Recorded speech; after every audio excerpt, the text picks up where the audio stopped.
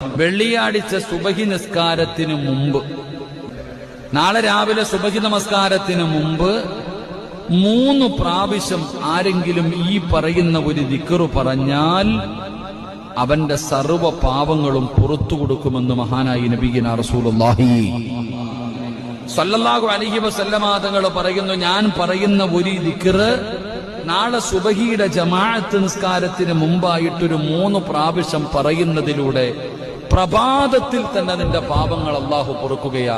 നാളെ സുബഹിക്ക് മുമ്പായിട്ട് തന്നെ നമ്മുടെ പാപങ്ങൾ നമുക്ക് കഴുകി ശുദ്ധമാക്കാൻ കഴിയും. അല്ലാഹു ഭാഗ്യം തരുമാറാകട്ടെ, അല്ലാഹു ഭാഗ്യം തരുമാറാകട്ടെ. ഇൻഷാ അല്ലാഹ് ചെയ്തൂടെ?